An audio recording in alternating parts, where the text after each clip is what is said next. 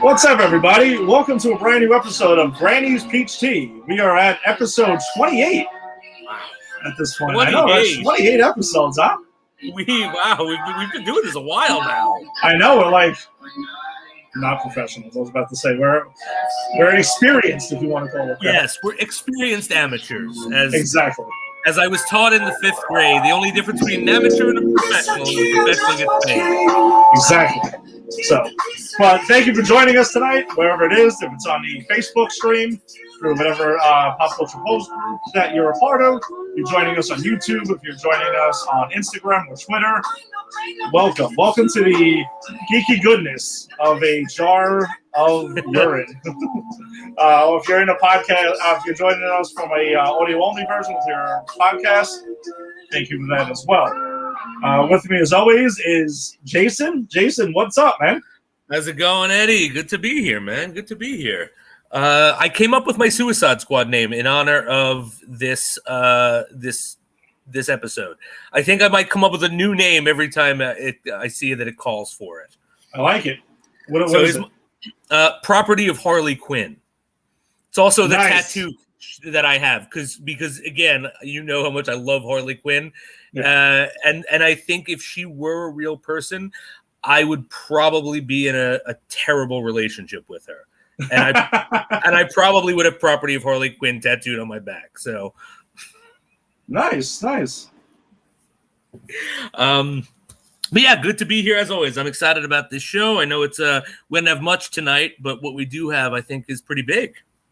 I think so. I mean, we got an episode of Legends of Tomorrow, which is always exciting and wacky, and as well as DC, the brand new DCU movie, The Suicide Squad, which we've been clamoring for quite some time. It's gone through some delays, but it's finally here. It's finally in theaters and on HBO Max, and we sure as hell got to enjoy the shit out of that one. We did on last Thursday night. We did, yeah. And again, now that like things have opened up a little bit again, and hopefully it stays that way, knocking on wood, that you and I have been actually able to go back to the movies a couple times now. Yeah, no, it's where we're getting back in the flow of things, man, and it feels great. And hopefully, things continue to, they get better, they head in the right direction, and the movie theaters can stay open, and we can keep on doing our movie theater experience and keep that going. Exactly. But as we like to do with our opening segment of Granny's Peach Tea, Jason's going to catch us up on his rewatch. Well, actually, watch. This is not a rewatch. Your watch of Baywatch Nights. All right. Now, before I do this, I've made some discoveries, and I can now further tie this segment into what we do here at Granny's Peach Tea. So this is a comic book thing, right? Well, I realized this week that all 3 of the main leads in this show are from comic book stuff. So Angie Harmon is the voice of Commissioner Barbara Gordon in Batman Beyond. This is true. Right, so Angie Harmon, right, and the guy who plays Ellerby, his friend, the guy who used to be the cop, he played the mayor in the new Swamp Thing that came out a couple years ago. Wow! All right, and then obviously we have David Hasselhoff, OG Nick Fury. Exactly, which is how we got into this mess to begin with. But yeah, jumping into Baywatch Nights, we get the origin story of the Buchanan, Ellerby, and McBride Detective Agency. And yes, that means I've actually fully invested in this show that I remember everyone's fictional name, because that takes me forever to learn. And it's an origin story. It's pretty much like it's the best, because Ellerby and McBride, who's Angie Harmon and the Swamp Thing mayor, they're just on a stakeout. Like, they're waiting for the guy carrying the MacGuffin of the episode, and Ellerby's selling hot dogs, and they just start to reminisce. Do you remember how we started this agency? And then it's a flashback to when they started the agency. And what's really funny, though, is all of these episodes have Mitch Buchanan giving sort of talking to the audience, because it's kind of noirish, right? And he's our lead detective, but he's not actually in the scene he's not part of the storytelling, but yet the episode still is from his perspective. So I thought that was kind of funny. Nothing super crazy this time. And by nothing super crazy, I mean the way they start the detective agency is Angie Harmon's character, McBride, is duped by a world-famous detective called, God, where I wrote this down. I've got to find it because it's Mickey Pine. The guy's name is Mickey Pine. So she's duped into buying his detective agency for $25,000, and that's $25,000 '90s Bill Clinton America money. That's a lot of cash. Yeah. So she moves here from New York, invests in that. He has ripped her off and fakes his own death.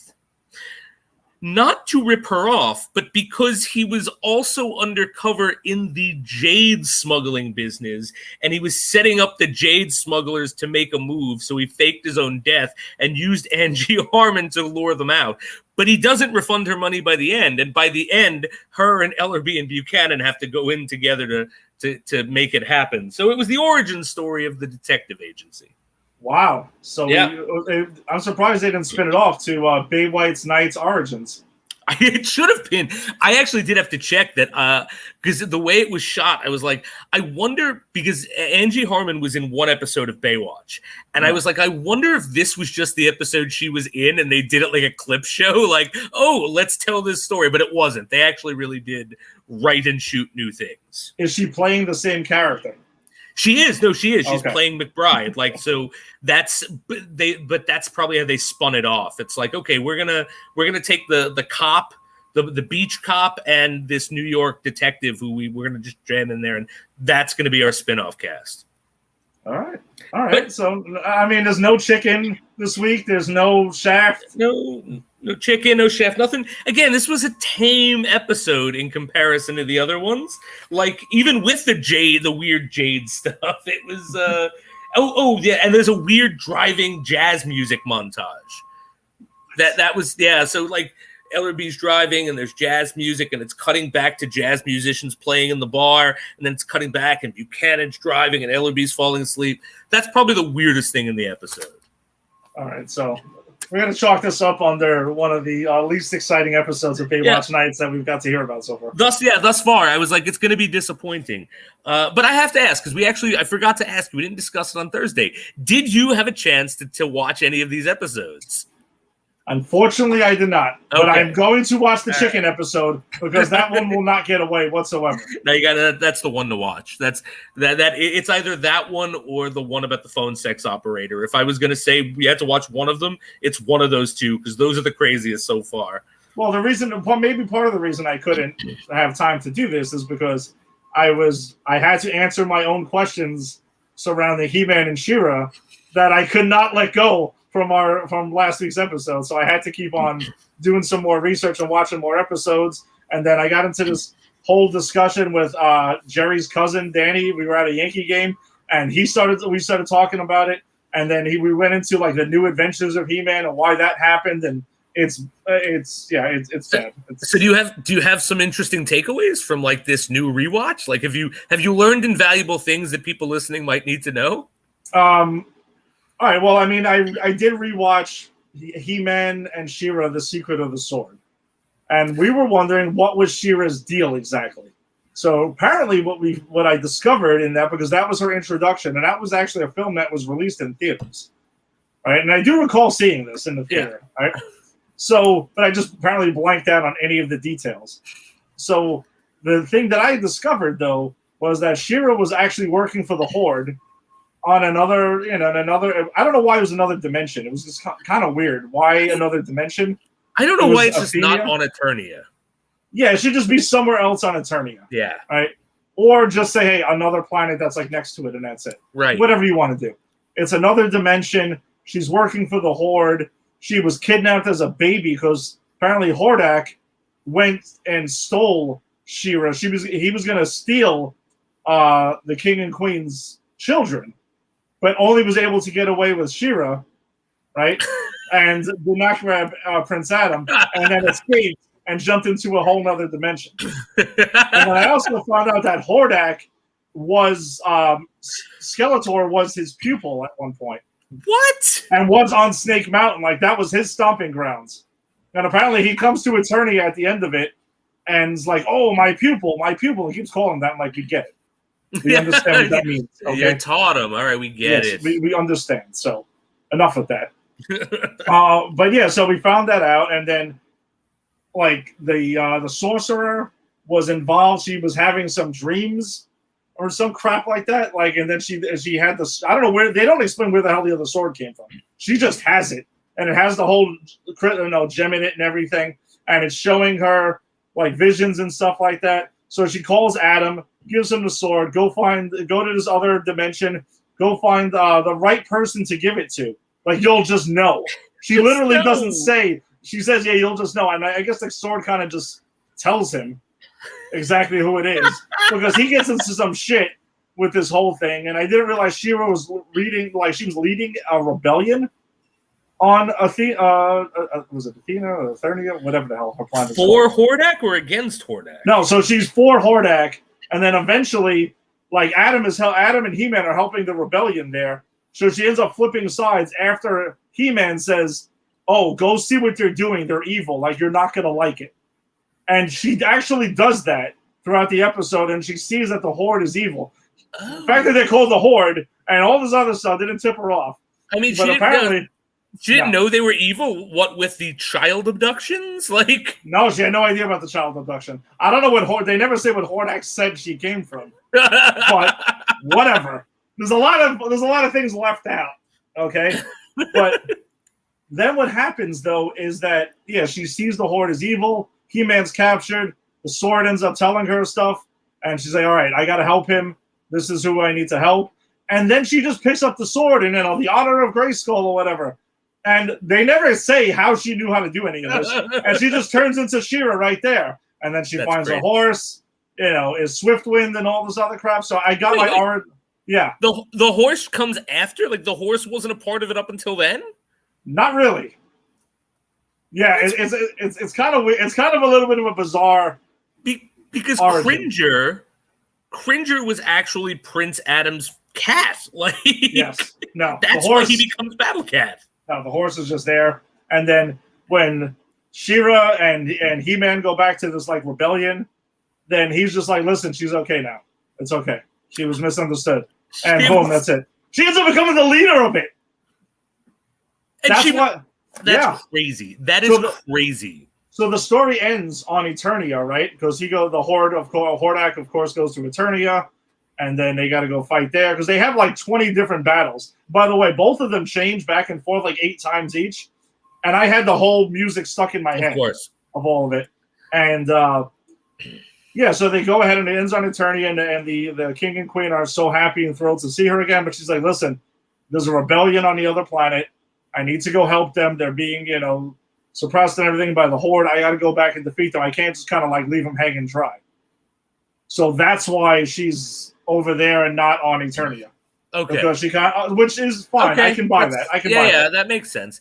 Let me ask you this question. Did she spend any time with any of the other Horde, like Grizzlor or the guy with the eyes? Yes. How did she not know Grizzlor was evil? Nope. Didn't know any of it. She was very naive. How? Apparently just extremely naive. I mean, if you like, I don't understand this. That's the thing I've got. I can accept that she just knows how to use the sword. The sword went, hey, this is what you do. All right, I'll accept that. Yeah, but to go, what? The Horde is evil? Oh, I've got to open my eyes. It's like, have you spent time with these creatures? I don't know, man. I'm just gonna write it up as being pretty naive. But my whole thing was, I just wanted to know why the hell she wasn't on Eternia. And I got my answer. That was my main thing. And then I ended up watching the rest of it. And the opening credits have a song that apparently is her song when she changes to She-Ra. Like, it play, but they eliminate all the words from the real song. And it's just She-Ra like 50 times when she changes every time. That's hysterical. That's hysterical. I think I want to, like, we've talked about this. I want to go back to watch some old Masters of the Universe, but I think I also have to tap some She-Ra. I got to check out some She-Ra Princess of Power cartoons. Listen, it got high regards from that documentary I ended up watching. That's what I'm saying. It didn't stop with our episode. Yeah. I kept going. I kept going because I had questions I needed answered about a cartoon I watched when I was 5 or 6 years old, apparently. So, it's very, very bizarre. These are the important questions, my friend. This is why we're here. Exactly. I mean, why else? Exactly. All right. Well, let's get into what we got here. All right. Jason, take us through because the only CW show that's back as of not this moment, because actually while we're recording, Superman and Lois and Stargirl are on, but we'll be covering those episodes next week. But right now we got DC's Legends of Tomorrow, season 6, episode 11. Jason, what were your thoughts on the episode? Oh, of course, I love this episode. This show is so avant-garde. It's so crazy. I gush about how I love how crazy it gets every week. And this week we find the legends. So all right, so the legends are all split up. So our A story is Captain Lance, Spooner, Astra, and Rory are looking for the final pod of the aliens they're hunting down. And in that pod is this box, which is an invitation, quote unquote, which beams them to a bowling alley in space. Yes. And this is a bowling episode, my friend. It is. It's very much. I was waiting for like a kind of like a Big Lebowski reference. I was too. No Lebowski, although I did like the antagonist, Mike the Strike, Merv. Yes, that was good. That was good. I like it. Like when he's got the ball, he's got Earth, and he's like doing yeah. But so all right, so then the whole thing there is they're stuck, and they have to beat the champions, which are these guys I just talked about: Mike the Strike, Merv the Swerve, and I didn't catch the third one's name. And so they have to beat them in cosmic bowling, which is they bowl with your planet, and if you lose, they put your planet in a trophy case and annihilate your species, including you. And so as soon as they say they'll do it, Earth disappears. Now, Zari and Nate go camping on Earth.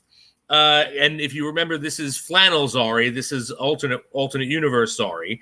Who's our OG Zari? She's our OG Zari, yeah. And I'm glad they brought her back because I actually really like that version of Zari. I like her better than the current one. I do too. And I think it's fun that they let this actress show her range because she's giving two different character performances. But I do like the OG better. Yeah. But yeah, so they go camping, which means they're on Earth when it disappears and comes to this bowling alley. And so their whole thing is they're camping with next to these obnoxious people they're the people who camp, who they play the music and they brought a TV and everything's plugged in. So they're trying to figure out what's going on because the world is ending. And then we have Constantine and Behrad. And Constantine, so Behrad just trying to make pot brownies. That's kind of his thing. I love that character. Dude is high as fuck all the time. All the time, and it's wonderful. But the important part of this is you see Constantine really starting to abuse the powerful evil magic that he's been drawing his magic from, which was set up last time. And so the whole episode's real fun. They play the game. It's a good thing that Captain Lance is a natural at bowling. It's a good thing that Spooner is apparently knows the art of bowl foo or whatever, because she does this weird dancing routine. I was digging that. I was really digging. I thought it was, and see, that's when I thought we were going to get the Lebowski thing, because I kind of thought it was an ode to the Jesus. Right. But who I absolutely love in The Big Lebowski. Of course, it's one of the most fun moments. You go fuck with the Jesus. I love that.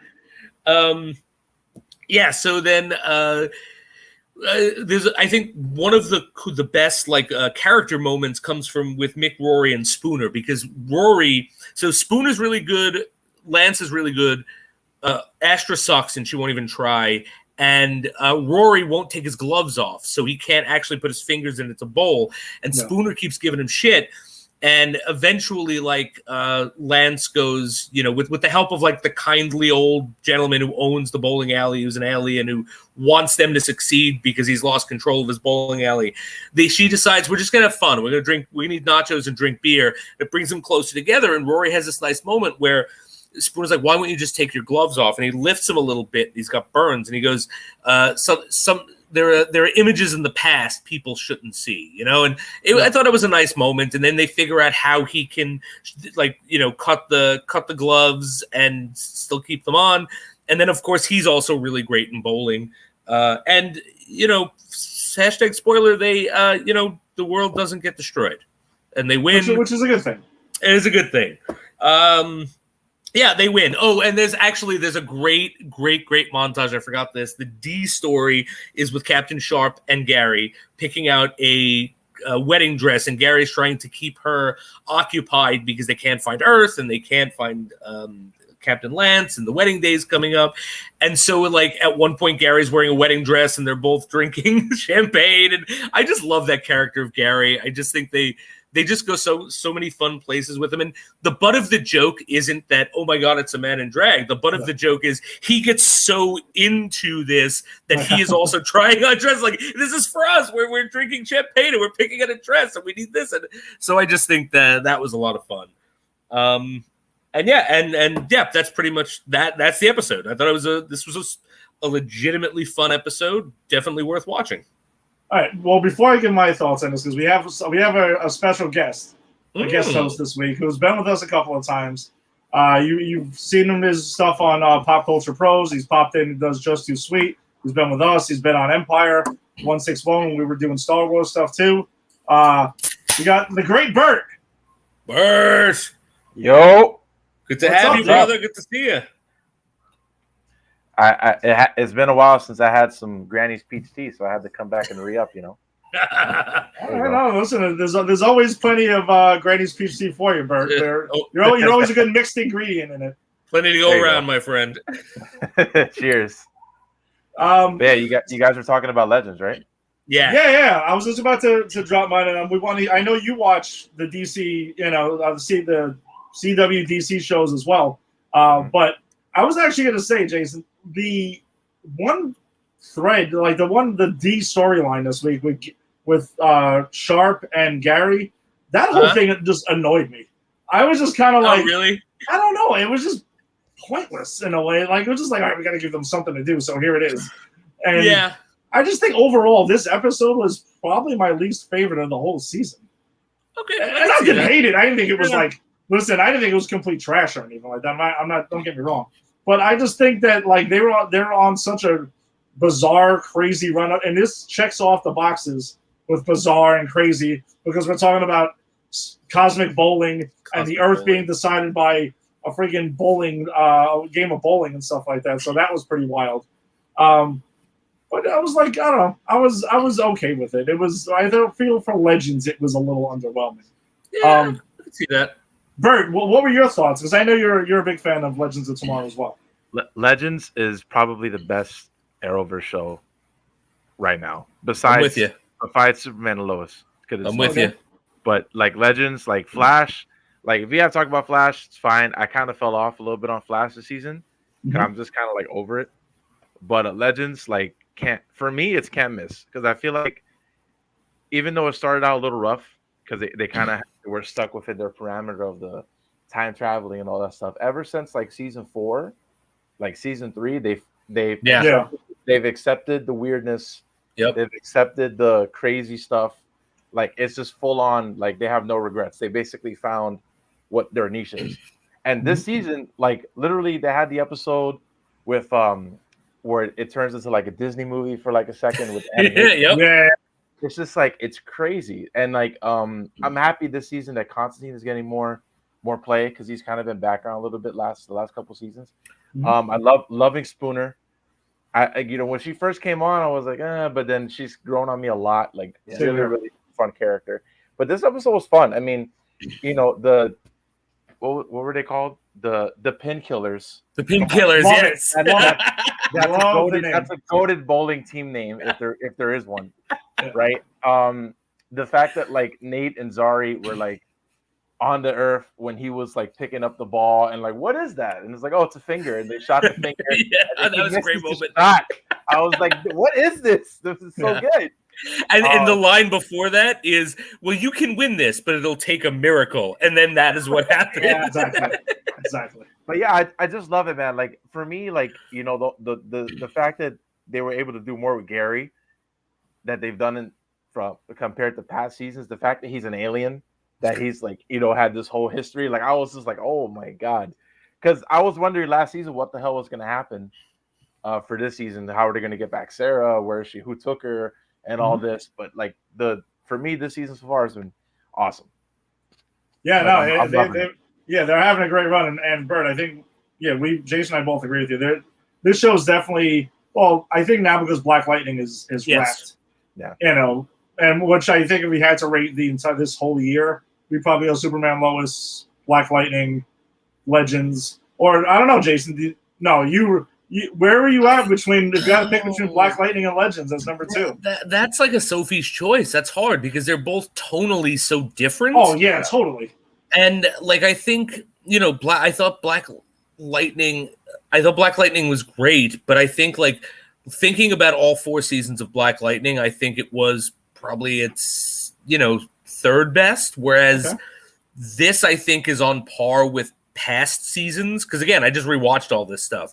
So like I think if we're talking artistically, I think of course Black Lightning is better because they're doing more artistic things, but if we're talking about quality within the show, I think this is maintaining the quality of the program better than season 4 of Black Lightning did, as good as it was. I can see that. That's fair.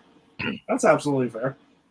I was just curious because I know you're the Legends guy, you were our Black Lightning guy. Yes. So I was curious to know if you had to pick between one of them. It's almost like picking between, you got 2 children. I was like, which one is my favorite now? Exactly. And to point out, I didn't pick. I simply said they were both good in their own way. So I agree. I like it. I'm ready to have my second child, guys. that was a great way to go. answer it without answering it. That was awesome. That was absolutely awesome. All right, but yeah, Superman and Lois, I think we all agree. Yeah, that's the gold standard now for the CW verse. And Bert, what a pleasant surprise! Absolutely, because I think we all agree. I had no idea what show was going to be because I did not like. I can tell you, I did not like Lois, the casting of her in the crossovers for the last couple seasons. But on this show, like the way that they've expressed her character and the stuff that she's done, love her. Like her, because you feel like, oh well, I just want to see the Superman stuff and that's it, right? But even the character stuff with the kids and with the school and everything and with the relationships they're having, like it's awesome. Like you want to watch all of it, and the quality is just for a CW show. Like the quality is excellent. Yeah, it's great quality. And I'll tell you something, I don't really like Superman. So I actually am not the person watching this going, oh, I just want the Superman stuff. And the stuff with the kids and the family, that's the stuff that I'm going, wow, this is what's making this show really engaging. Like getting to see like this godlike creature have to just be on, as like a regular dad and a husband, the guy who messes up. So like, I think for me, that's the big draw for it. Yeah, for sure. I think we lost. Uh-oh, we lost where's Ed? Eddie. I think we lost Eddie. Oh no. Oh, and also too, I think tonight was the season 2 premiere of Stargirl. You Yes. saw season 1? I did. Yeah, I caught up. I am actually caught up on Stargirl. I watched all of that. I watched all of Doom Patrol, which is coming out soon. Nice. I watched all of Titans, which, man, are you up to date with Titans? Yeah, I'm up to date on everything. Oh my God! I mean, literally, I watched Stargirl like on the DC app before they ended it. Like, nice. That show. You want to talk about like show? You want to talk about pleasant surprise also like that. Like, I mean, I'm familiar with the characters because I'm more really into DC, but I had no like the fact that the kids are like going up against like, the adults that are like evil villains. Like, it was just that whole meshed well, and like Luke Wilson as Pat, great. Oh yeah, he's so fantastic. He is fantastic, and he's so put upon, and he's such a nice guy. And there's that moment, and this moment actually made me tear up a bit at the end, where when she gives him something and she calls him dad for the first time. Yeah. And I was like, oh my God, because their relationship is so earned. Like they start out at one point and they become very close. And you buy it watching it, like step by step, that by the end, when she has that moment, like you feel it because it was such an earned moment. And I also like too how Courtney, I believe it was one of the second to last episodes where she got her up and comings. Basically, she got she was too cocky with everything, and she got kind of toned down a little bit and actually helped the character a lot. And also too, like, the budget for the show, I felt like they handled everything very well. like especially like with Grundy, like he showed up in the first episode, and then they show him at in the middle, and then a little bit towards the end. The Icicle or the main villain, like awesome. The little brother, awesome. Like everything about the show is just perfect. And season 2, like I can't wait. I saw the trailer, so I know there's going to be a little bit of spoilers in there, but definitely some Green Lantern teases, which I can't wait to see. And now that I feel like DC now, not only in the movies but on their television shows, anything is possible. So there's no such thing as a main timeline. There's like this timeline, this universe. Everything is fair game. Which is, I mean, we're going to talk about it, but why, the movie that just came out works so well for me. Absolutely. And I think that's the right way to go for DC. I think, the DCU putting all their baskets in the Snyderverse. And look, people love the Snyderverse, people hate the Snyderverse, people are ambivalent about it. Whatever your feelings about it, I think putting all their eggs in those baskets didn't really pan out. So I think the best thing for them is to just go crazy and go, okay, fine, multiverse, and we'll have some fun with these properties. Yeah. All right, sorry about that. I had apparently some technical difficulties. My Wi-Fi went crazy or something, and I was like, "Wait, what the hell's going on?" No worries. We literally went stone silent for like the entire time, and then when you came back up, Bert was like, "No, we got to say something. He's going to think we're idiots." I thought we got totally booted. I'm glad the episode didn't get totally interrupted. Then, yeah, we were just talking about Stargirl because Stargirl premiered tonight. So Bert and I were talking about the first season. Okay, yeah, no, that's definitely looking forward to catching up with that and finally getting to cover that next week. All right, so I know Bert was just talking about, DC's multiverse thing is pretty much, the way to go. I mean, in the comics, that's kind of their bread and butter. It looks like now they've adopted it between the shows and the movies and all of that. So I agree. It's just they're going with it. That's it. Like they can just throw anything out and say, hey, listen, there's a different timeline, move on. They understand that the audience accepts that now. Yeah. Which is why I think it was weird that the Flash chose this time of all times to end their multiverse timelines. Like, yeah, well, I think they were following Crisis because in the comics, Crisis, that was DC's way of saying, "Oh, we made too many. Let's try to bring it back." But then they always started all over again anyway. So it's kind of just their version of a reset button that's always temporary. It's never permanent. It's always temporary. Yeah. So in comics, anything. But DC in general historically has dealt, in the comics at least, they handle their multiverse stuff better than Marvel. Marvel is a little more, I would say, confusing. But DC, it's like they do it. It's usually done for storyline purposes and also for kind of like what Ed said, cleaning up, stuff that they don't need. But it's also like it's very easy to follow. Like if you read the comics, even at a certain point, if you jump in or jump off, they do a good job of letting you know what the current situation is for everything, like with New 52 and all that. So they make it very easy.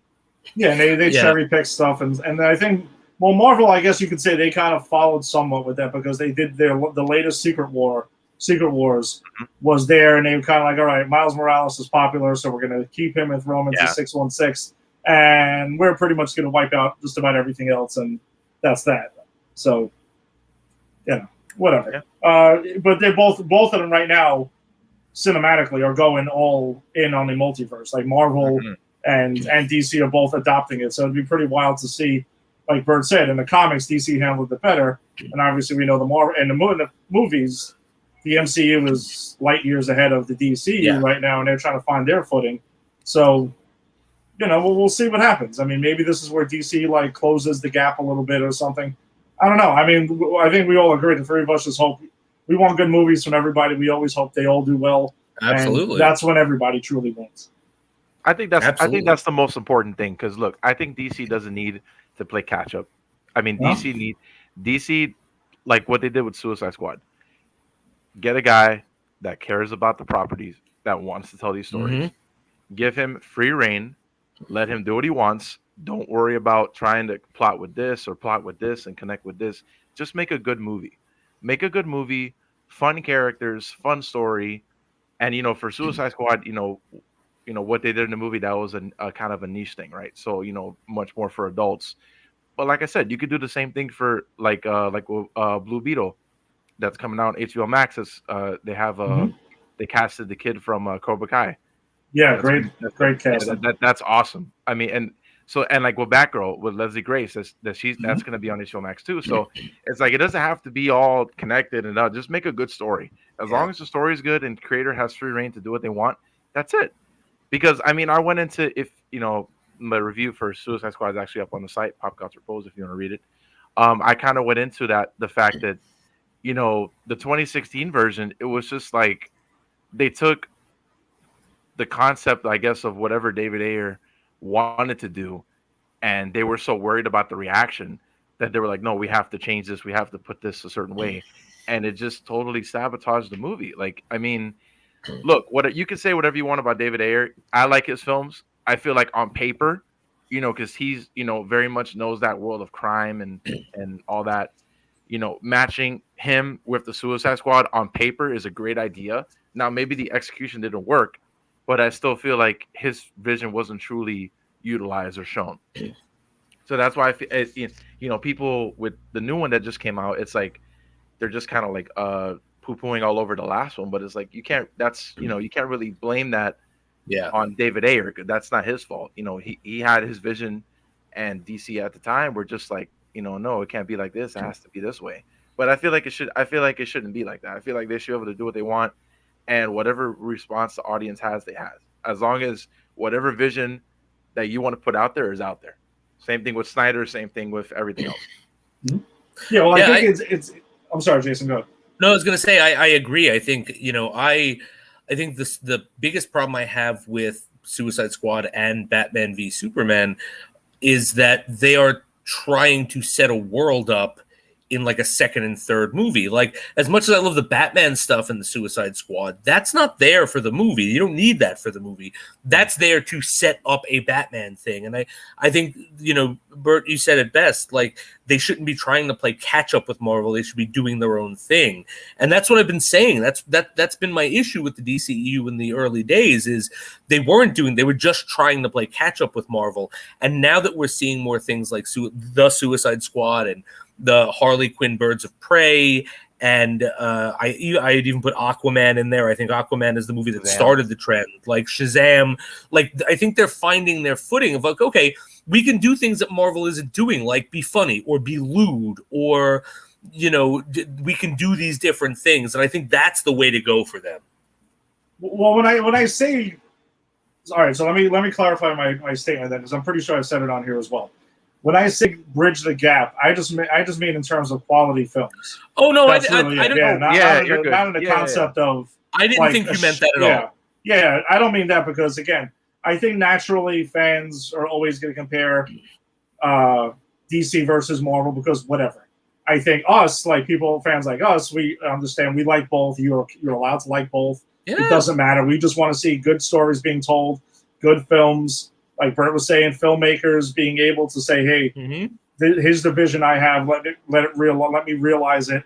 And the perfect examples, 3 perfect examples, unfortunately, that's in the DCU of studio interference is Batman v Superman, because we saw what Snyder wanted to do eventually. Theatrical cut, yeah, between theatrical and Ultimate, and then now you're right. Suicide Squad, David Ayer's Suicide Squad did not get a fair shake as much as.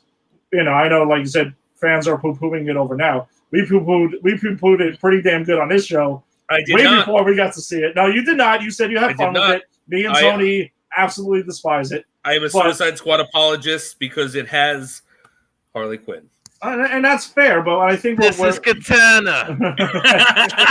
Well, exactly. We'll get into I knew we were naturally going to get into the differences, but... Like, listen, I poo-pooed over Suicide Squad based on what we got, and I agree. I would love to see an air cut of Suicide Squad and see that one day.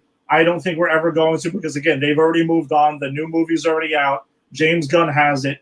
He can probably make 10 of these if he really felt like it, and they would have no problem. They would just keep signing the checks and tell him, do whatever you want. And I hope he does. Yeah, and it kind of sucks for Ayer, but we also kind of all had to figure David Ayer was going to get shit for his film when this came out, if everyone liked it. If this was bad, then I guarantee some fans would have been like, oh, well, let's look at David Ayer's movie. Maybe it wasn't so bad after all. But without giving away our full thing, that's kind of what I think that would have been the natural reaction of the fan base would have been that. But yeah, and DC is doing their own thing between like Joker and the Suicide Squad, and they're going for their R-rated things. And the MCU has said they're never going to do R-rated really outside of Deadpool, right? Except for Deadpool, and I'm curious to see how they fit that in. And I think they can. I don't think we're going to see in a Deadpool movie, a character that we know, like Thor, will go there and start cursing or something like that. Yeah, no. That I don't see because, again, there's branding and stuff. Yeah, that would be hilarious. Yeah, but it's not going to happen. Brett was probably thinking that right now. How funny would that be? If Chris Hemsworth completely just start dropping F-bombs, and that would have been it. Helmsworth would be up for it. Absolutely. He is a funny guy. His comedic timing is excellent. It is. Like honestly, I loved him in that remake of the Ghostbusters movie. Like I loved him in that movie. He was for me. He was the only good watchable thing in that entire film. He was really funny. I hated that movie, but like he was good. He was good, and it sucks because I like the cast and whatever. We don't have to spin off into we're not doing that. That's a whole nother controversy. That's a whole other thing. Yeah. That's a whole other thing. But I was just saying, like, even in a movie as divisive as that, people will say, like you just did it, like, no, he's really funny in that. Like, there's no denying that he is a funny guy, and as Bert said, he's got great comedic timing. Which is why, like, MIB International bummed me out because I thought that movie completely sucked. And when you look at the cast and everything, you're like, all right, this is obviously going to be if you have to go to different cast. Because I still would have loved to see Will Smith and Tommy Lee Jones keep going. Of course, but whatever. They gave it a shot, and I'm like, all right, let's see what this is like. And it was just terribly written and directed, and whatever. And MIB International sucks, but. Oh, wait a minute. I just realized something. Men in Black is a comic book property, which means we're going to have to cover those movies at some point. Why did you have to say this? Why do you say this to me when I don't? No, technically, he's not wrong. No, he is absolutely correct, and we've stretched it. Our last 2 episodes have been about Masters of the Universe because they had little comic books mainly in the back of it, and they spawned into it. And then we also pushed the limits with G.I. Joe because we had to talk about Snake Eyes. So we definitely pushed the limits. They had G.I. Joe comics. I owned some as a kid. They had a very, very long run of them. It's in our purview. It is. But all right, why don't we let's get into it. Let's talk about the Suicide Squad, James Gunn's brand new movie. We got a spoiler label on the bottom, so if you have not seen the film, spoilers. Yes, please come back and Everyone check us out dies. another time. I'm kidding, no one dies. Everyone. They commit suicide, guys. It's in the title, Suicide Squad. Is that what this movie's about? Disconnect again. That's it. I'm done. No, but if you haven't, come check us out another time. But we're going to really spoil the shit out of this movie right now, so you've been warned. Yeah. Let's just say that we're going to Operation Starfish this bitch. Exactly. And starfish is a slang word for butthole. Is that a coincidence, or is there a reason that we're doing that? Do you think there's a connection? I think there's a connection. No. All right. Let's go. We can go around with overall thoughts like we usually do. I absolutely loved it. I had a blast with this movie. It had me smiling ear to ear the entire time. I was laughing my ass off. I was just rewatching it on HBO Max before our show now, still laughing at the same things. It had a lot of heart. It was action-packed. It was gory if you want to get into that, because it definitely did. It went there. And it went into places that really not many comic book movies have ever even dared to go to. And I think I agree with what it was a quote from Margot Robbie that said that in another director's hands, this movie probably would have been terrible. But James Gunn found a way to, straddle the lines of it, and he was the perfect one. He wrote it, brought his vision to it, and as Bert had said, Warner Brothers, the current regime doesn't do that thing anymore, so they let him roll. And boy, did he knock it out of the park, man! He really, really knocked it out of the park, and it very much. I want to see it a couple more times before I fully go there, but this might be my favorite DCEU film to date. It's right there for me. Well, it's already there with Shazam and Wonder Woman, and I just don't know which of the three, because for me, Zack Snyder's Justice League is just number 4 out of it, but for various reasons. But I very much enjoyed Zack Snyder's Justice League. But man, this was something. Jason, what was your reaction, overall thoughts to this? overall, man, I love this. I mean, look, I was the original Suicide Squad apologist, and this is good. That wasn't good, and I apologize for it. This was really good. I love this. I mean, James Gunn knows how to. This is key for a director. Not every director can do this. He knows how to operate an ensemble. He knows how to direct an ensemble. He knows how to give everyone, even people who are not going to live to the end, right? He knows how to give everyone their moment. And we see this here, right? Like, people, then we'll get into it. I don't want to, because I'm just giving general thoughts, but we see prominent characters bite it, like, by the end of the movie, but they were given so much to do that it's like, oh, wow, you feel their death. The man knows how to direct an ensemble. This movie is funny. This movie is gory. This movie, I said to Ed when we walked out, I said, this is what a Suicide Squad movie should look like. That's it, because it's kind of raw and it's a bit darker than your normal stuff, which is, I've read the Suicide Squad run. It is kind of like that. And it's just, again, it's just such a pleasure. And the characters and the characterization, even for small characters that don't survive the first 10 minutes, like, great stuff is done with them. Like, there are characters who die in the first 10 minutes where I'm like, oh, that kind of sucks. I wanted to see more of them, and that is a testament to how well the movie sets up these characters. And in a movie like Suicide Squad, which is an ensemble character-driven movie, that's exactly what you needed. And I think fucking Gunn hits it right out of the park. I think this is such a great movie. Really enjoyed it. Bert, well, yeah, sum it up. I know if you want to see Bert's full review and read it, It is on Pop Culture Pros. I'm not trying to bury the lead with that, but go ahead. But no, it's okay. But yeah, same thoughts as you guys. I mean, the thing about this movie is that if you take away the $1 million IP that all these characters in this universe and all this stuff, at the heart of it, it's a James Gunn movie.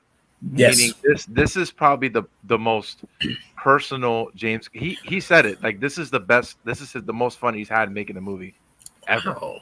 He actually said, I think in one of the interviews for when they were doing the DC con last year. But this is a James Gunn film in and out, like, throughout. Like, this is, like, Super and all his a lot of his early work. It just happens to be in this world.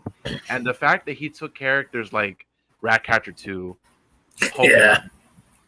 I would have never thought that I would see Polka Dot Man in any live action anything. But he was one of my favorite characters in the movie. Absolutely. His agree. death absolutely fucking hurt. Yeah. Yep. Like, he's like, I'm a superhero, and then I was like, oh my god, like. And Bert, let me tell you something. When I had said ahead. that characters get their moments and then they're killed, that is exactly who I was thinking about was Polka Dot Man, because he gets so many moments and he's so likable, and then he's just gone. It's just it's crazy, but like that's what James Gunn's done. He takes people that you think, I'm not going to care about this guy or this woman, and by the end of it, you're like, I don't want these. I want these precious people to not be touched or done anything. Like Sebastian, a rat, Sebastian from the first moment you see him, you're like, oh my god, I want a rat. King Shark is probably wow. Like it's not even that. It's the little things. So like with King Shark, obviously the action that he does, like, oh nom, just eats people, that which visually seeing that was crazy. But like it's the little things, like when they're in the van and he's looking out the window. Or when they go in the club and he's trying to do the fake mustache, but then he can't go in the club. Yeah. And then it's I don't know what the intention was, but like when it's the scene where they're dancing in the club and then they cut to King Shark in the car and he's just like it's just like, oh my god, your heart breaks for him. It's just like stuff like that. It just makes it worth everything.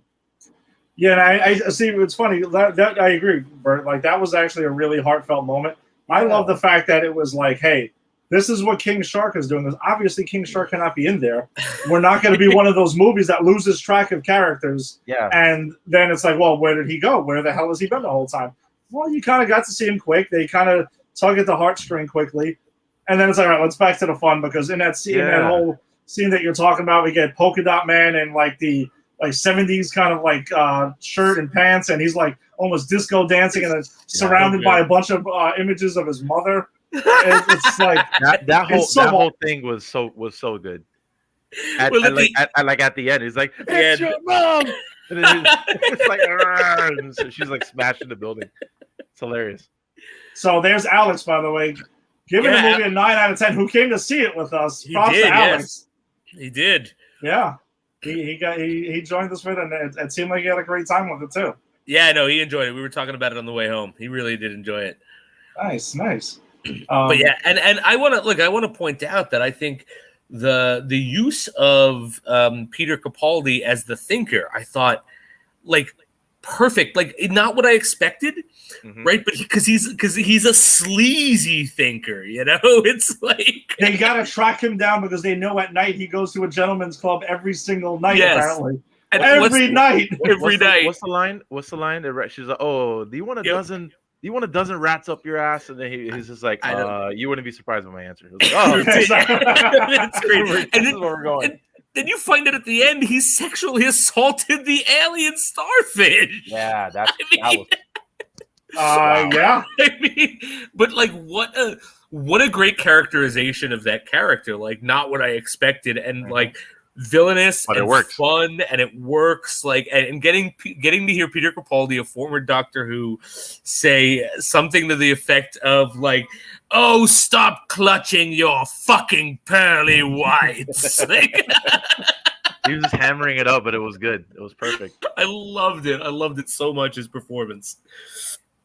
Everything that happened too. I guess let's get into the characters of how they were portrayed. We can kind of do it like that. We've done that with, like when we did Justice League and stuff. So let's talk about Bloodsport. Idris Elba's Bloodsport, who was in here, who was the leader. He ends up kind of like being the de facto leader of the Suicide Squad. That's there. Kind of, I don't even want to say filling the shoes of like Will Smith's Deadshot, because I mean I can see where comparisons of that could be made. Of guy uses a lot of weapons. The whole thing with his daughter was very much not exactly like in the previous film, but it was the same kind of concept. Same concept, yeah. And it's funny because I thought about that. I was good with that. Oh no, I didn't care about that because the rumors were there. Oh, Idris Elba is going to be replacing Will Smith, and that he was playing Deadshot. That was the initial reports when we first it was the news broke, and then obviously we found out it's not the case. Which I'm glad he got to play his own character, and another one gets to shine. Yeah. And Bert, I thought about that too when I was rewatching it earlier today. So you can see the comparisons there of the relationship with his daughter. But then when he sees his daughter, what Waller does to motivate him with his daughter, which you can see the motivation Waller doing it the first time around. But this time, them dropping F-bombs and saying, fuck you, fuck you, fuck you, like through the screen back and forth when she goes to visit him, that's when I was like, all right, that's where the comparisons end. Because right now, that's totally out the window now. What I really liked about this, though, it's kind of the realistic version of Deadshot's relationship with his daughter. Because in the original Suicide Squad, Deadshot's a great dad who just happens to kill people for money. And I love Will Smith. I've said this 1,000 times. I'm a huge fan of Will Smith. But Will Smith's a guy that doesn't either you can't make him look bad or he doesn't let you make him look bad. He's always got to be the cool guy and the good guy and whatever. And that's fine. That's his brand. But what I liked about Idris Elba is like he got down and dirty. Like, no, I'm going to get into a swearing match with my 12-year-old daughter whose age I don't even know. And I'm going to say, what the fuck are you doing here? I told you not to be near me. You know, like it seemed very real to me. And I really appreciated that. Mm-hmm. Right. No, yeah, that was a great line, by the way. He's like, "Oh, you're gonna send my 14-year-old daughter to jail." It's like she's actually 16. That's it. Yeah. It's like she might end up here also, right? No, so that whole scene. So you take a powerhouse actress like Viola Davis, and you bring that intensity that Idris Elba's always brings. Idris Elba can be in any movie and do great. He's legit one of the best working actors today. Like his stuff, TV, or like on Luther, like any movie franchise he's in, he always does well. But like his Bloodsport, the way that they designed his suit, how everything was a weapon, like literally he could pull out a gun at any time. He had the flamethrower, he had the hook thing, like everything was just awesome. His helmet, like it was kind of nanotechy, but I love the way it functioned in the film. Yeah. But his whole arc was great. His whole kind of dick measuring thing with Peacemaker was awesome. Hilarious. But then the way that it it paid off at the end, where they had that shoot off and the bullets, Yep. collide and his bullet goes Yeah. in. I'm like, that was awesome. Yep, and they foreshadow that so well on multiple moments too, where like he meets him and he goes, "Wait, this guy in the beginning, this guy has exactly my story. We do the same thing." And it's like, oh no, there's a reason he's here. There's something he's going to do that you're not. And then they have that conversation about, well, how would you shoot through my bullet? Oh, smaller bullets. Yeah. So it's really cool that like James Gunn leads us there. He leaves these like sort of breadcrumbs for us to follow that pay off in the end. Mm-hmm. Yeah.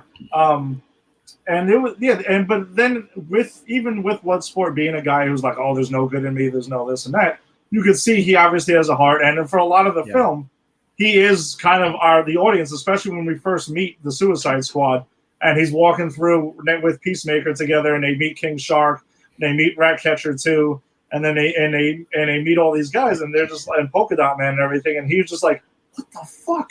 Like, we're all gonna die. Like, it's like Polka Dot Man. What does he do? Shoot polka dots at people? It's like he actually shoots polka dots at people. Yeah, that's what he does. Yeah, so, but I just love that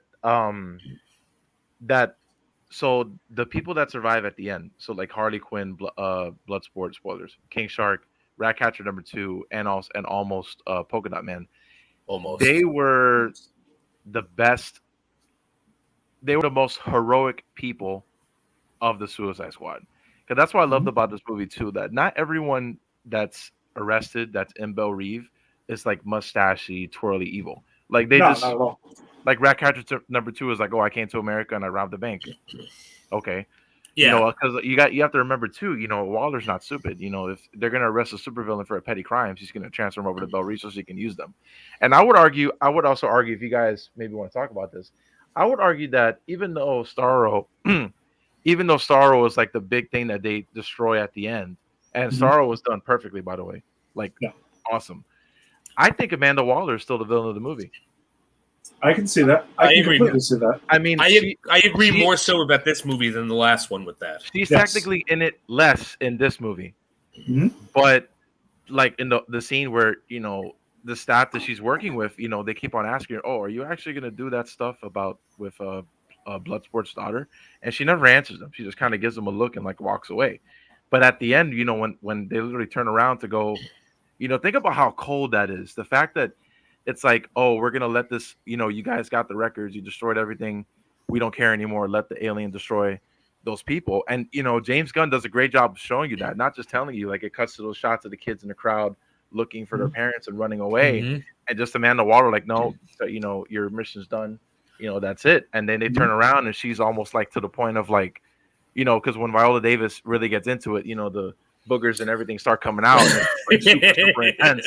Yeah. And when she gets knocked out, that's an awesome moment. You're like, oh my God, because she was gonna kill them all. They had to take her out to do it. And also too, okay, so Jason, I mean Ed, I know you love the 2016 Suicide Squad, but I was so glad that there was no iPads in this movie. The fact that the explosives, the suitcase was like an actual nice. Suitcase that you open. You have to turn you not only have to just press the button, you have to turn the switch on, activate it, and then turn it on. So it wasn't just like I have it in my hand, but if I drop it, it might accidentally kill you guys. Yeah. You know what I mean? Like that kind of thing. But that was done really well too. Well, I was actually going to say though, Bert, she does answer the guy with the glasses the question when he says, were you really going to do that? She does give him a look and everything, but she does say, you don't know half of what I would do.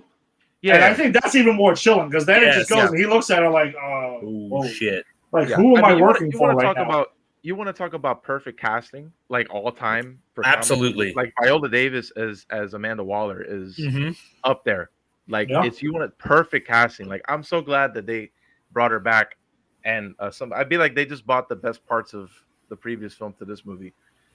Yeah, no, I can definitely agree with that. I think that's another question. Before we get to other characters, though, I think a question that a lot of people had when they saw a Suicide Squad movie, like, oh, okay, I hated it. The other one sucked, whatever. I don't care. Get lost with it. But I think I would say it does function as a sequel, if you want to, because it acknowledges the existence that something happened before. You got Waller. Charlie knows flag. Yeah, no, exactly. You got Waller. Harley knows Flag. She knows Boomerang, right? And those are the like 4 characters that exist, and that's really all you needed. You don't need to get into details. You don't need to get into anything else. It's kind of the way Birds of Prey acknowledged this, the first Suicide Squad as well. It was just like, all right, she again, Harley knowing Boomerang was one thing, and that she did something before, and that's pretty much it. You didn't really need to. It wasn't bogged down by it, but at least acknowledge that it happened. We're in the same universe. We're moving forward, and that's that. So definitely, if you didn't like the first, if you didn't like Suicide Squad, you should really see this movie, because this is the way that it should have been done the first go around. Yeah, I mentioned that too. That there's literally no reason to see the previous one if you haven't seen it. No, you don't have to. You can watch this one without even knowing any other DC movies and just enjoy it. Yep. Yeah, because they literally tell you everything. And to be honest, this movie hits so many of the beats that first Suicide Squad tried to hit and failed. Like, it is beat for beat a very similar movie, except the execution of this one is so much better, and that's the difference. Yeah, the beauty of the opening scene.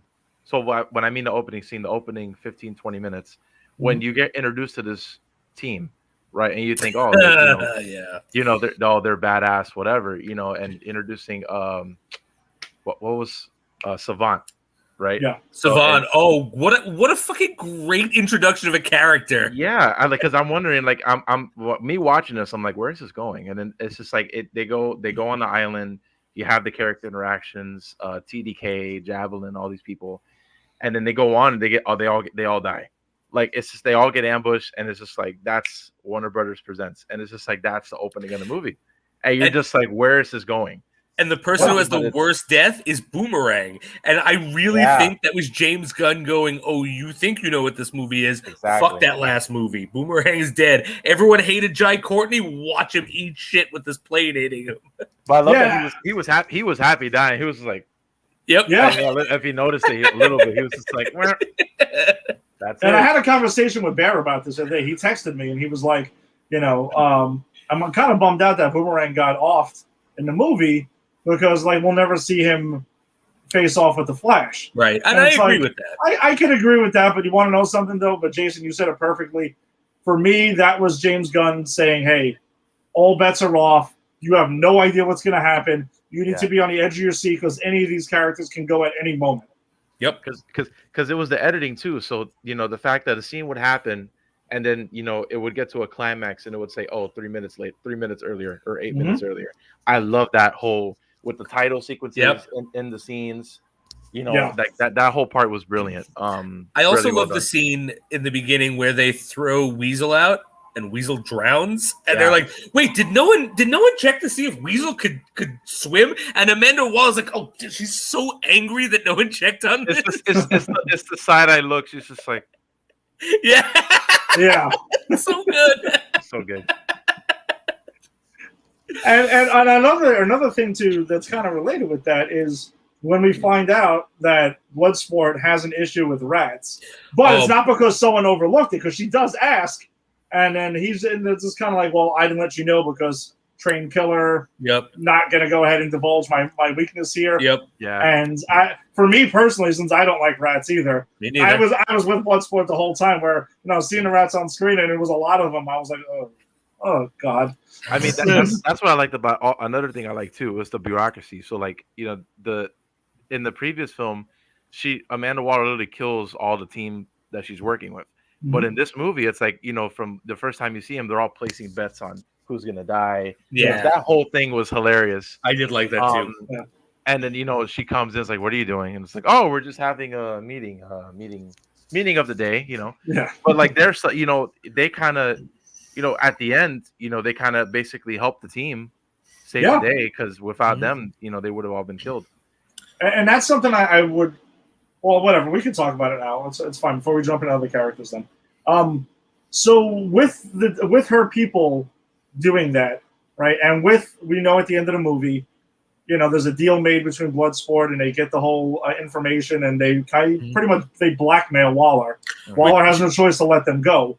A smart way to go circumvent the problem everyone had with Birds of Prey of why isn't anyone looking for Harley Quinn when they make the next Birds of Prey movie? Yeah. So there's that. But we have to believe. Number one, this is definitely getting a sequel. We know this is happening, right? Besides this spinoff, we know Peacemaker's getting his spinoff, and certain things could be acknowledged. You got to believe that Amanda Waller is going to have it in for them. The next movie literally could be Amanda Waller even having another team go after this group because she's not going to let this shit slide. She's not going to let any of this shit slide. And that's a movie I want to see, a new Suicide Squad up against the old Suicide Squad. That's a movie I want to see. Yeah. That would be awesome. Yeah, she's not.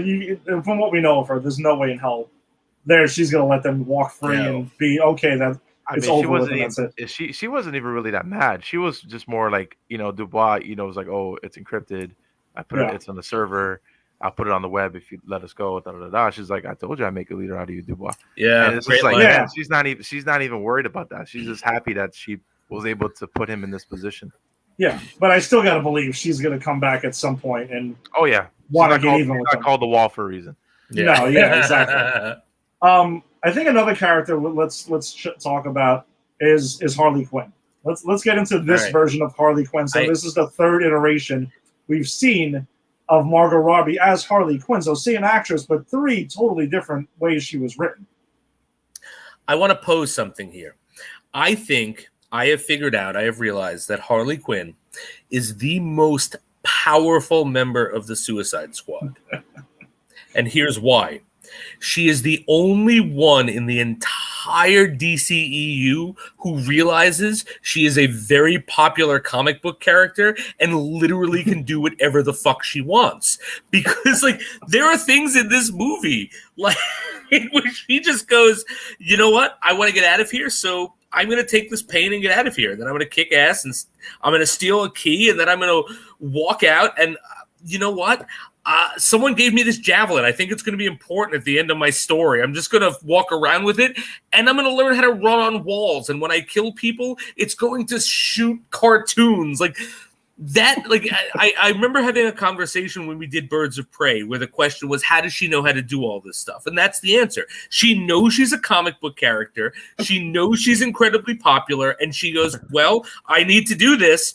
Kill me off, writers, or let me do it. And they let her do it. And that is why she is the most powerful. That's my pitch for Harley Quinn. I personally, Bert, I'm curious to see how you feel about this, but I think this is the best Margot Robbie Harley Quinn performance we've gotten. I think if you could pick one word to describe her character in this movie, is growth. So in the three performances, her introduction, she's still very attached to the Joker.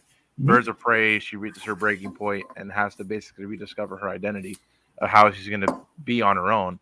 And in this movie, she fully accepts and knows what she is. She doesn't rely on anyone. She's not as maniacal or maybe not. Well, she's still crazy, but not as maniacal or evil as she used to be. She's a lot more welcoming to new relationships and new people. It's that scene where she shoots the prince or whatever. She talks about I'm never gonna let myself allow this. I told myself every time I see a red flag, I have to kill it. And it's it's gonna start like this, and then it's gonna go like this. Because basically, she's talking about her past relationships with evil men, and how that it turns controlling, and then it destroys you. And it's very, very beautifully written that James Gunn did that. And she's a character that can fit in any type of story, really, for DC. She could pop up anywhere. It doesn't matter. And that's how it is in the books too. But her portrayal, Margot Robbie really has a very good grasp on the character. Even though she's not the only one, you have Kaylee Cuoco who voices her very well on the show. Yeah. That show is fantastic. It is. But for live action purposes, I feel like Margot, she has a firm grasp on that character. She really does care because she produces a lot of the stuff that she's in. So it's not people are writing whatever. She has a little bit of final say onto what she wants to do. And I feel like she has a limitless future for the DCEU. Yeah, I think that's a really good way to put it, though, Bert. It's character growth, and you can see her arc from film to film. And now it's kind of this is now she's really, really Harley Quinn. Yeah. like this go around. And again, we all enjoy her performances in the other two films, but I think this is like, for me at least, this is the best one. This is the epitome of her whole thing of Harley Quinn. And even though it might have been done for storyline purposes, I like the fact that she didn't really spend time with the group a lot. That she was kind of left on her own, because I think that James Gunn's not stupid.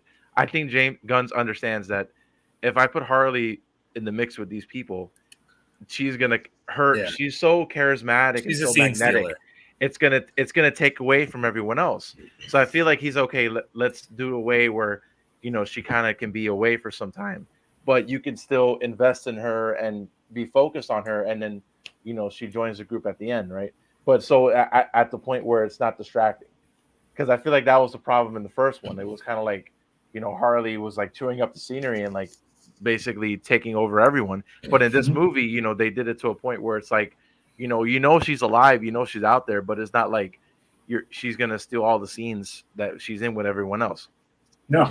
And how about Harley, her moment when she doesn't remember damn it, Milton. Milton's who is Milton?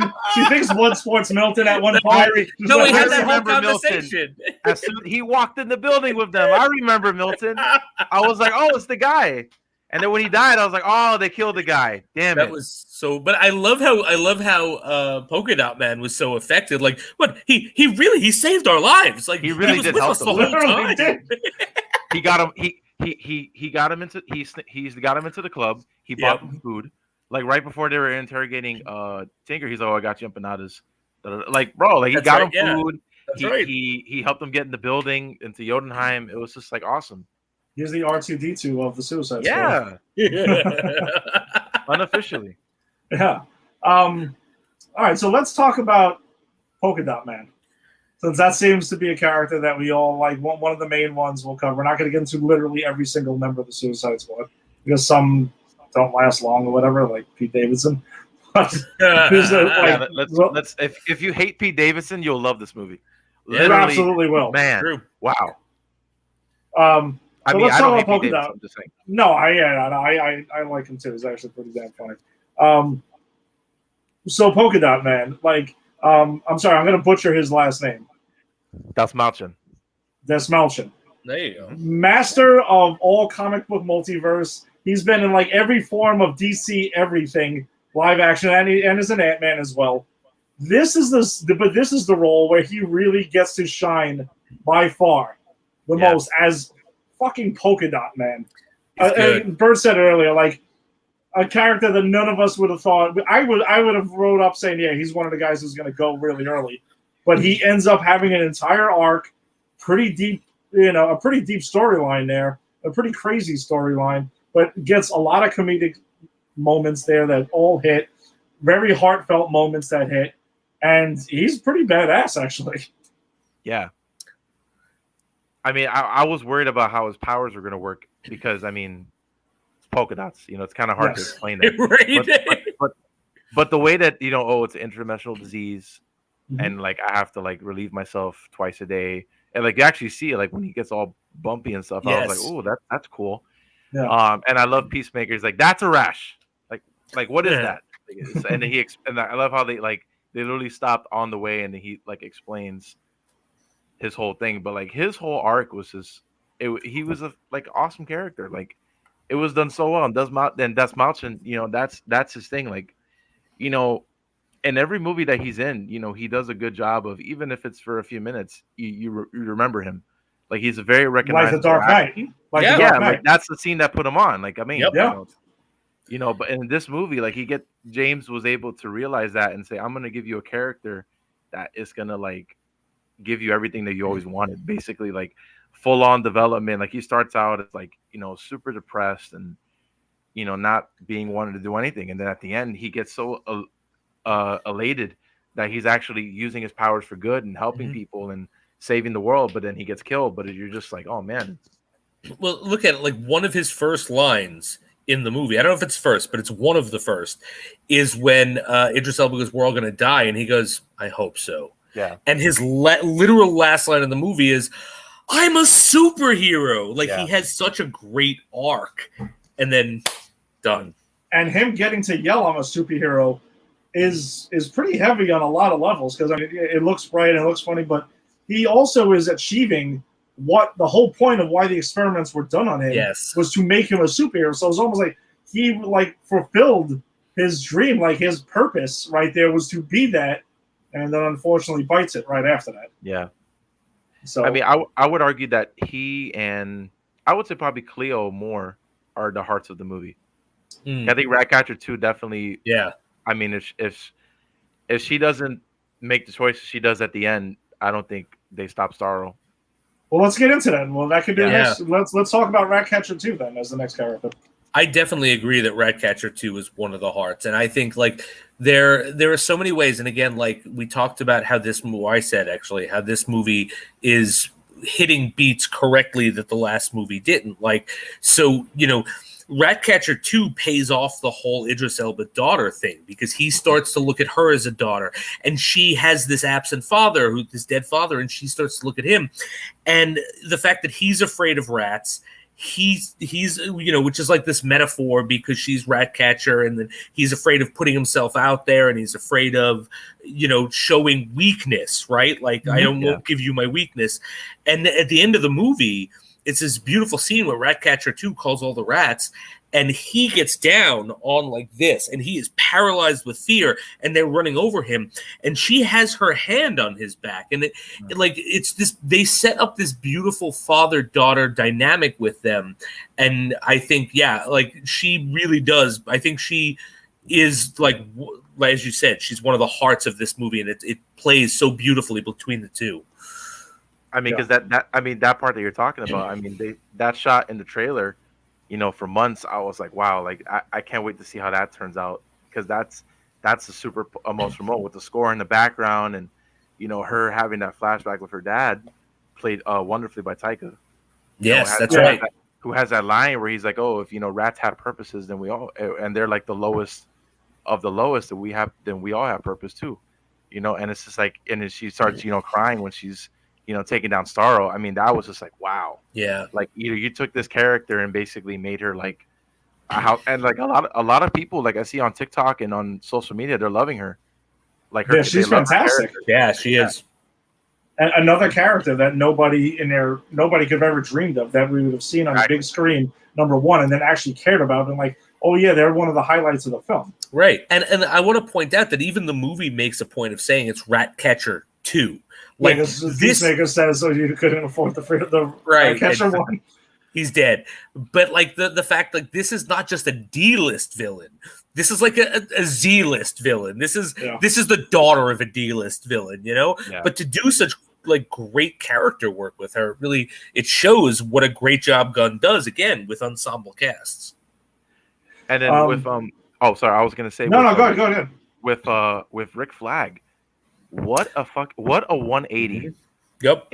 In two movies. Rick, like I said earlier, I mean, Rick Flag in the first Suicide Squad movie is, at least for me, was just like unlikable. Yeah, he's there. You know, he was exposition master. Mm-hmm. He was literally, like you said, the line you said earlier. This is Katana. Let me give you the whole backstory. But let me give you a whole backstory. That's it. But in this movie, it's just like, you know, he has a, you know, yellow shirt, like his like his comic look. He has a new haircut. He's not as jaded as he used to be. He's much more, you know, friendly. Like him and Harley, like when he gets killed, which hurt a lot, by the way. Like, me too. Yeah. Same here. That really worked me a lot. But when they rescue Harley, or when Harley gets out, when they're attempting to rescue her, you know, they hug, because it's like, you have to remember too, like, you know, they've probably been on a bunch of missions together and they've known each other for a while. Right. So it's like Harley really sees him as like a true friend. Yeah. And, you know, his whole thing, like, you know, he's actually more, you see why he's a badass. Like, you know, he's, you know, shoots a lot of people, and, you know, doesn't miss, you know, and very much more likable. And what I like about too, not everyone has to have a quip. You know, he like, he has that scene where he's talking to the leader of the rebels, where he's like, oh, look, you know, they're fucking idiots, but, you know, they they're you know, they mean well, you know. And it's just like, it's great. And he had that whole history with Bloodsport. with Bloodsport, Yeah. and it was just awesome. And the fact that he was so pissed that finding out that the United States commissioned Corto Maltese to do these experiments and to not let anyone know, and that he was gonna. Mhm. He was like, "Oh, I fight in the army for all this time," and like he wanted to really expose that secret out there. And like I said, his death, it hurt, because you're like, damn, like he really tried to amend things. Yeah, no, I agree. Like, he's not a character I liked at all in the first one, but when he died in this one, yeah, I felt it. And I think that it's funny that the characterization and the actor just playing it was so different that my nephew, when we were going home, he was like, was that a different actor playing Flag? Because he looked so different. He acted so different. It was such a different character. And I could see his confusion there because the character is so different. And I love the fact that Idris Elba's Bloodsport, like, he doesn't hate him. They were friends, and they are still friends, even though Flag works for Walla and Bloodsport does his own thing. Like, there wasn't this weird rivalry or they hate each other. It's like, no, we used to serve. We're friends now. That's cool. And I love that because it wasn't forced. And I do want to say that I think it was the second most evil thing Walla does in the movie is to send Flag with the actual Suicide Squad who was sent in to be cannon fodder. Like, I get why she sends everyone else in there because that's the point. They are cannon fodder. They're just prisoners no one cares about. But Flag is her own guy, and she sent them all in knowing they were going to die. And I thought that was just something interesting that I wanted to bring up because she knew what was going to happen. I noticed that too, yeah. I thought about that earlier too, and I was just I did wonder, and I wanted to ask you guys. So I think we're all in agreement then that Waller just didn't give a fuck and was sending Flag in there, even though that was the distraction squad. And with Harley, I think she pretty much threw them in there and was like, screw it. If they make it out, they make it out, and that's great. I mean, they are badasses at what they're doing. But if they don't, then all tough shit. But you're right. Her sending Flag is really, really fucked up. Right, because that's one of her people. He's one of the good guys. Like, I get why she sent Harley. Harley bailed on Harley was integral in the first one, but Harley also broke out of Arkham in the first one. Like, you can make a case why she'd want Harley dead or Boomerang dead or any of these people, or just doesn't care. But like, to send Flag in there, because she doesn't send one of her own people with Bloodsport. Mm-hmm. Right? It's just the Suicide Squad there. So it's not like she needs a Flag there to be in charge. So what's the purpose of sending him if you know that they're going to die? I think it also shows her trust in Bloodsport as well. Yes. She does trust him. And as Burton mentioned, that she really believes and wants to make him a leader. She believes he can do this by having him literally lead his own team, the main team. Shows like she really was fully invested. I also think too, though, that we could talk about him, but I think it with Peacemaker. That's exactly where I was going next. I think I think Waller sees Peacemaker as a more trustworthy, corrupt version of what she wanted Rick Flag to be. Basically, like, no questions asked. I'm going to do what needs to be done. That's it. But even in that, like, of course, big wrestling fan. Very impressed with what John's been doing with a lot of the roles that he's been taking. I feel like this is probably the most creative and most fun role that he's had because he's really playing someone that he has. Because a lot of his older previous roles are like kind of jock versions of himself, or he's kind of like a caricature of himself. Because the only other movie I loved. I'm just thinking about a second because I know you watched the Fast movie, so I didn't see the new one. He was good in Blockers. Like, he was funny. I was about to say, the movies I've seen him in are Blockers, and I've seen him in Trainwreck. Smaller role, Trainwreck, very small role, but for me in Trainwreck, and I enjoy the film, but him and LeBron were the standouts for me in that film because they were just absolutely hilarious. I personally think this is the best I've seen Cena act. Personally, and you've probably seen more of his films. He was fine. He was fine in Fast 9. It's just he didn't really have the best material to work with. But I feel like in this movie, he really had a lot to work with. Because even in that scene where he's fighting Rick Flag and kills him, before he's not like out to kill him. He's like, look, this isn't personal, man. I'm just doing this. Yeah. This is the mission. Like you can see it in his face because John Cena does a good job of emoting what he's feeling. Like he's done that, when WWE for years. And also like when he kills him, like he's kind of sad about it because he's just like, man, like I had to do this. Like I told him I didn't want to do this and I had to do it. But he's so, we're gonna find out, on his show. But he's so, like he says, I'm thorough. Like he's thorough and direct with his objective that he's not gonna let anything get in the way. Yeah, and I'm very curious to see him lead his own show. And now that I get to see him in what I feel is his best acting performance, in films like and shout out to Cena during the press tour actually wearing the full costume. Yes. I saw him on First Take last week in full costumes. Yeah. He's always great at doing, with press and stuff like that. He's always passionate. He loves answering questions, because for him, this is, stepping into the acting world, it happens a lot in the wrestling world. But he's actually one of the guys that can potentially be, a pretty good actor if he really, does a lot more of these kind of niche kind of roles. Yeah, you're right. No, but it's true. It's really in the writing. Like Gunn did a great job writing the film, and he had a lot of material to work with, like you had said. And then I don't want to go on. Listen, a lot of people enjoy the Fast movies. I watched the first one and kind of was out of it. It's just not my jam, even though I enjoy a lot of wacky shit and can put it into perspective with what I like. It's just not my thing. But yeah, I would like to see him. I'm dying to see what they do now. And I know Gunn wrote the show as well. The 8 episodes. It's an 8-episode show that's coming in January on HBO Max as Peacemaker. He wrote it and he directed at least 3 of the episodes. So I think that's important too, because like Gunn guiding him along and giving him the support to carry his own show, I think it is huge. And now after seeing the film, I'm like really even more excited about seeing Peacemaker do his own thing. Yeah.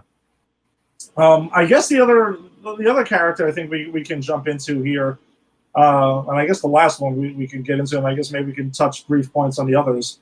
Let's talk about King Shark. Love King Shark. He's great. I mean, I was just, we're all used to seeing The Flash, so he was obviously introduced on that show, and he's been in a few of the animated films. But a lot of the time, like on The Flash and those, he looks very menacing because obviously he's a shark. Yes. But in this movie, he's just like his eyes, like a shark. They're full black, but he has like this kind of like, I don't want to say dumb, but like stupid, like this look on his face. And right. And he's like, it's like I read book. Yeah, it's upside down and shit. And then he's like, how do you not love this guy? But like he's so cute and lovable, but like he'll fucking eat you. Yeah, with, like, and he does in like one second. Does in a couple of scenes. He bites people right in half. He's murderously adorable. Yes. Because I was going to say those are the most adorable creatures, murderous ones. That's true. Yes, That's I love you murdering, but you're cute. I think I for me, I naturally was trying to draw comparisons when I sat down and watched it for the first time.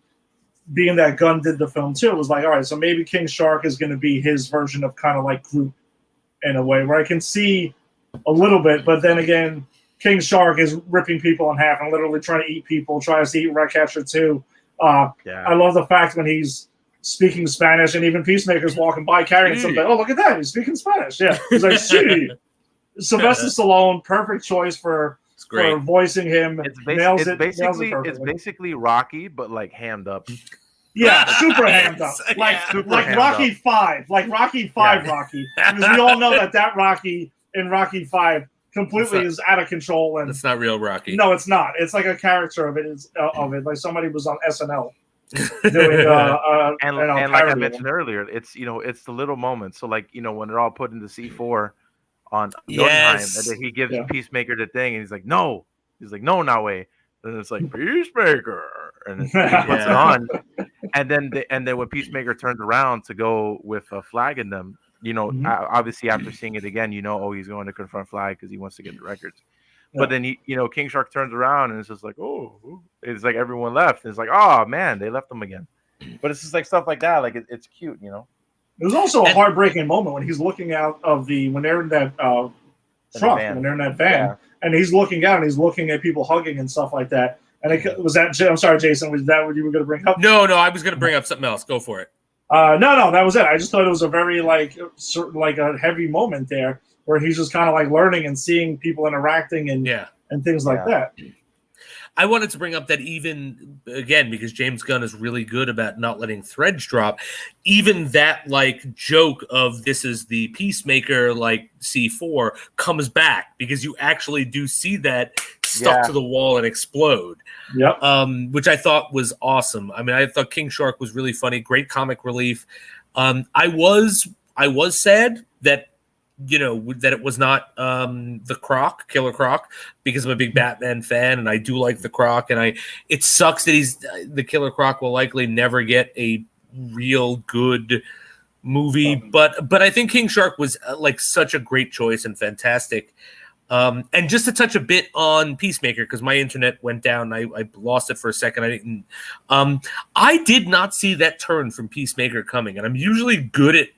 I didn't see it either. Yeah, I'm usually good at seeing like stuff like that, but like I did not see him turning on them for that reason. Like I figured anyone could turn on anyone, but like the fact that like he was Amanda Waller's like secret guy in there, like to make sure that that particular thing got destroyed, didn't see it coming, and I thought it was a great moment. Yeah, I mean, I kind of figured once they said what was on the disc and everything like that, and that was involved, Of knowing course. what we know of Peacemaker, then I could see that. But I agree. Throughout the movie, I didn't see any kind of a turn coming whatsoever. No.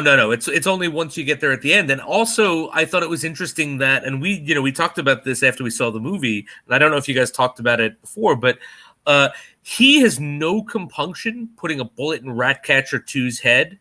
He doesn't want to kill Flag. Yeah. He tries to talk Flag down because he kind of admires him, and it shows you like how heroic Flag is. But he has no problem. Like he's willing to kill Bloodsport. He's willing to kill Ratcatcher too. It's only Flag that he kind of wants to convince. Like, no, we're right. Just do this with me. So I think it's interesting. Yeah.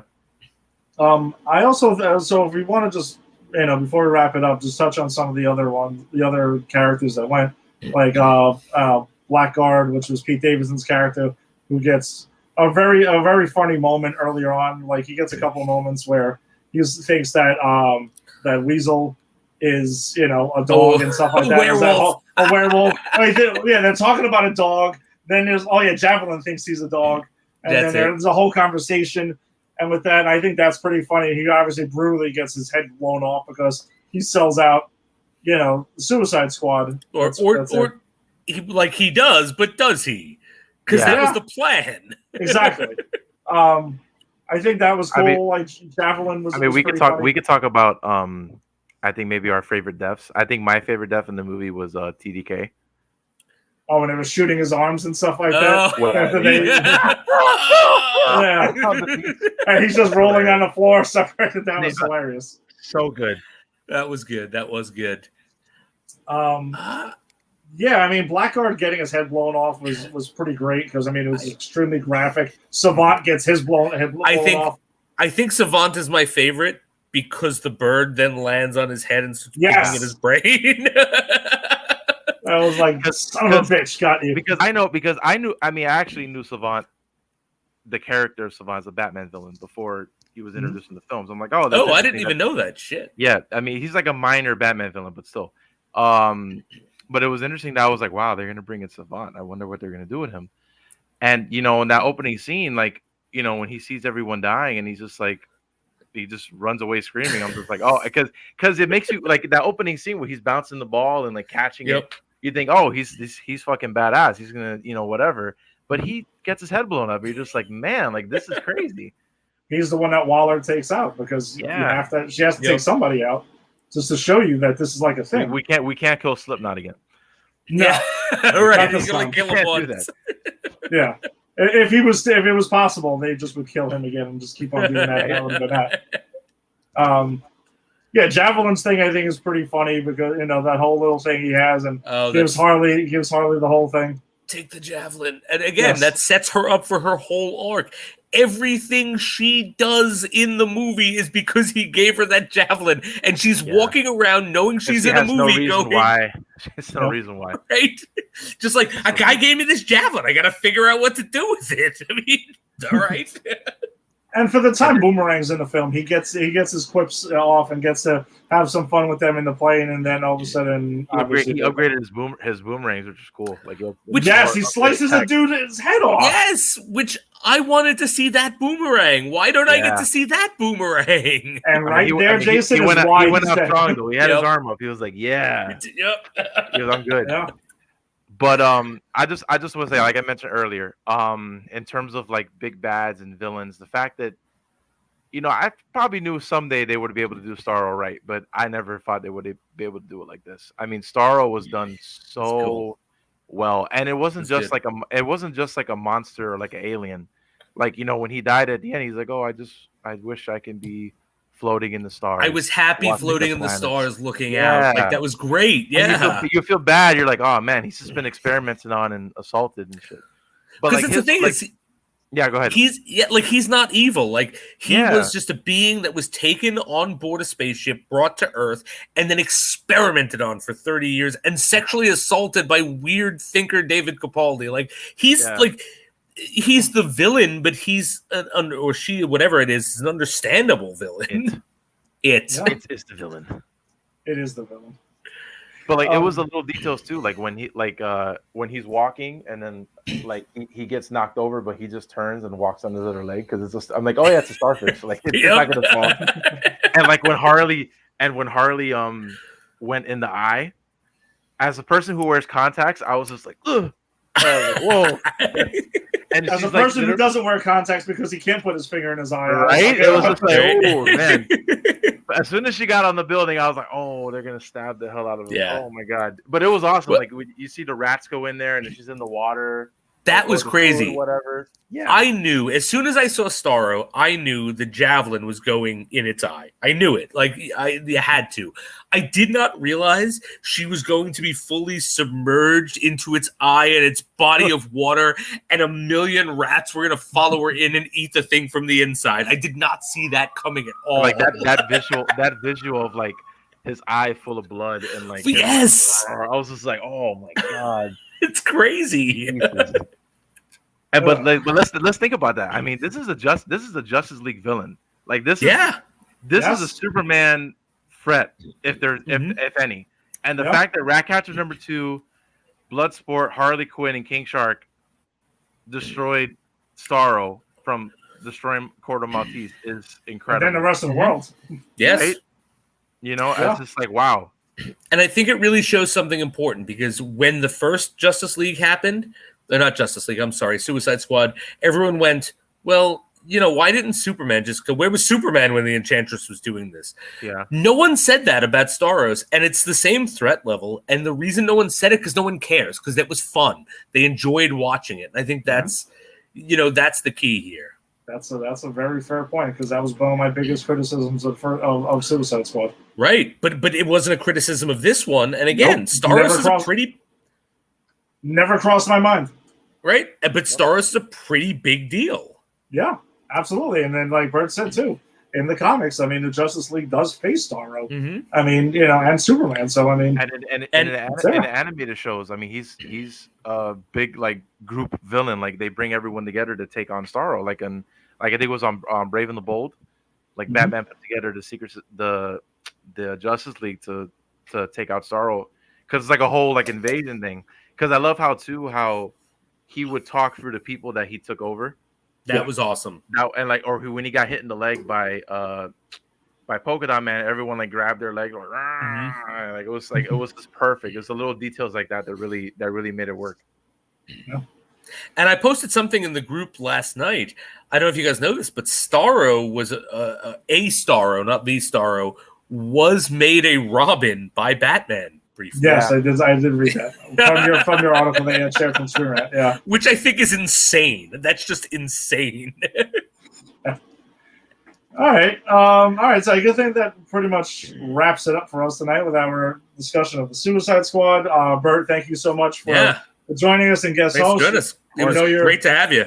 Yeah, you're welcome to join us. Just reach out whenever we're covering something you want to touch on. But And Bert, I think you should really consider coming on when we do some of the shittier movies. I just let Ed know that there is a 2005 Man Thing movie we have to cover. I love those episodes you guys have because those old. It's so fun to see.